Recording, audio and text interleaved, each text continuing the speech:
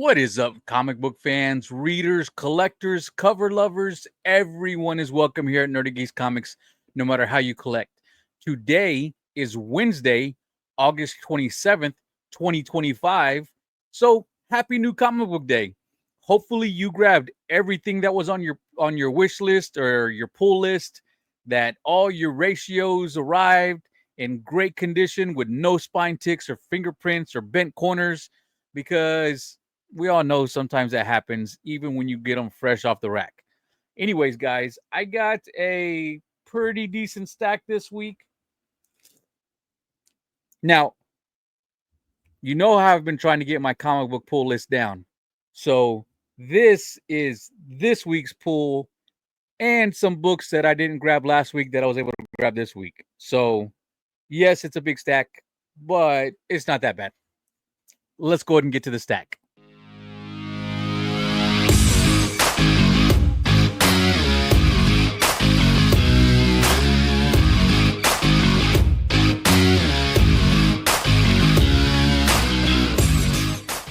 Okay, first off, we have This Ends Tonight, issue number 2.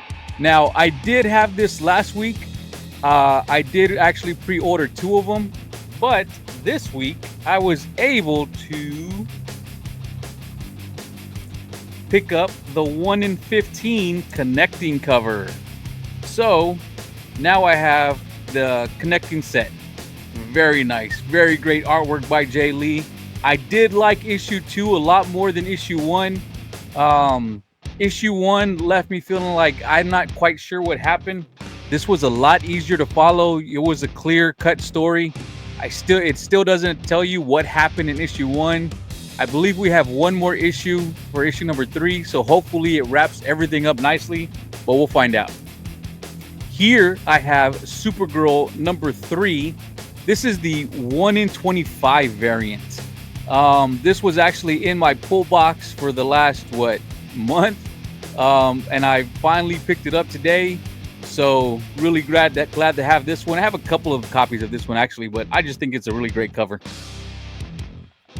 Another book that came out, I want to say last week, but I picked it up this week, was Godzilla Destroys the Marvel Universe number 2. This was the 1 in 25 done by, I don't remember who, but all I know is it's a really great cover. Godzilla looks really great right there, and the silhouettes of all the Marvel characters look awesome. So really glad to have this in the collection. And here we have the Mark Brooks sketch cover of Godzilla Destroys the Marvel Universe number 1. I believe this is the second print, 1 in 25, or maybe it's the first print, I don't remember, but really great cover right there. Whenever they do great pencil and ink and you don't have to have the colors in there, it's really great artwork. Like, you can tell who every character is without any of the colors in there. Fantastic cover. Love this. And here we have another 1 in 25. This is Wolverine number 11, the 1 in 25. I want to say this is Lozano. Yeah, this is a Lozano cover, and it's Wolverine battling Sabretooth. We all know there's tons of these covers, but they're always done great. And Lozano lately has been doing some amazing artwork, so of course I was going to pick this up. Look how they're just tearing into each other right there. Great cover right there. And here we have Black Cat number 1, again from last week. And this one is by one of my favorite cover artists who I feel is very underrated. But this one is by Terry Dodson, and it's a spot foil, because you can see that all the background is foiled, but Black Cat isn't. And like I've said before, if you give me a spot foil or a matte foil, I love these so much better than your regulars. Such a good looking cover right here. Really glad to have this. And here we have the classic Alex Ross, Batman, Harley Quinn. Great cover by Alex Ross right here. This is the foil variant, which, as always, the foils, you really can't get a good look on camera. I'm doing my best, but there you go. That's probably about the best I'm going to get you right there. Really nice cover right there, guys. But not to fret, because I got the regular. So there we go. Now we can see that artwork so much better. Great artwork by Alex Ross right here. This is the classic cover. I don't own the original issue, so this is as close as I'm probably going to get because it's a little pricey. Next, I have Doom 2099 #1, and this is the Derek Chu variant. Really great cover of Doom right there, guys. Check that out. Like how fantastic is that artwork? Looks so good. Derek Chu did a great job on this cover.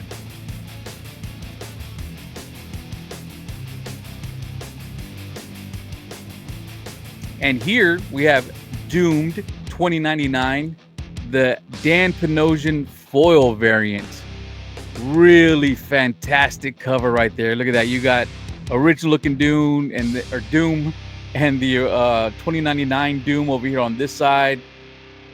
Dan Panosian signature right there. Really cool looking cover. It's one of those foils that is shiny when you look at it, but look, you can still get a good look at the art. See, if more foils came like this, it'd be really great. But a fantastic cover by Dan Panosian right here. And here we have Exquisite Corpses #4. This is the polybag variant that comes with the trading card. So it's just an alternate version of cover A with a different color scheme, but it's the same artwork. And that is the card I got in this one, right? For the second time in a row, I did not get a foil card. I got one in the first two, but I haven't gotten one since. Here we have Absolute Wonder Woman #11, cover A.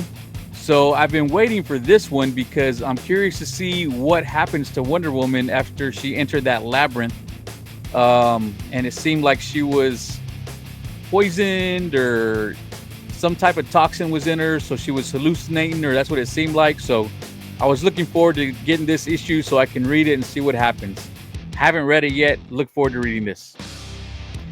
Here we have Justice League Unlimited #10. I love to collect Zatanna covers, and this one is by Rachta Lynn, and she did a great job on this one. Look at that. Fantastic artwork by Rachta Lynn. I am definitely going to try and get an autograph from her. She does some great autographs. If you've never gotten an autograph or seen hers, she does your regular black autograph. She'll do a variant colored autograph, and then she'll also do what she calls her rainbow autograph, where she literally gets those paint pens and like every letter and line is a different color. It looks fantastic. It takes her a while, so I think that one costs like 30 or 35 for that autograph, but it's a beautiful autograph. If you haven't seen it, see if you can check it out. Sticking with DC, we have Harley Quinn #53. This is the meme variant. Studies show that buying meme comics makes you sexy and cool. So buy 10. Well, I just bought 2, but really cool cover right here. It's of course the Office meme with the meme of Jim from The Office. Really cool cover. Really like this. Playful little cover. And as if you've been watching these, which if you haven't, I understand. I've only been on YouTube for 3 months, so it's understandable. But if you have been, Pops, then you know that my favorite artist ever is Michael Turner. So of course I had to get the Michael Turner homage foil of Civil War. So great looking cover right here, guys. Again, I'm not going to do it justice on how it looks, but believe me when I tell you that in hand, this is a really great looking foil. There's been a lot of homages to Michael Turner lately, so maybe his renaissance is coming, but I love Michael Turner's art, so I had to pick this up. Next, I have Jeff the Land Shark #3, and we have Jeff teaming up with Wolverine and Psylocke on this one, going in for an attack. Really great cover. And here we have Jeff the Land Shark, the variant edition. And again, Jeff teaming up with Wolverine and Psylocke. And what issue is this, guys? Is this Uncanny X-Men 244, 266? Did I get that right? The one with Black Widow, Wolverine, and Captain America? Let me know in the comments. Was I right on the issue number? And if not, tell me what issue number it was. But pretty cool cover right there. Next, I have Spider-Girl number 3. This is the David Nakayama cover. And like I said, I've actually been enjoying this series. It's just a fun series. It's not serious. It's meant more for kids.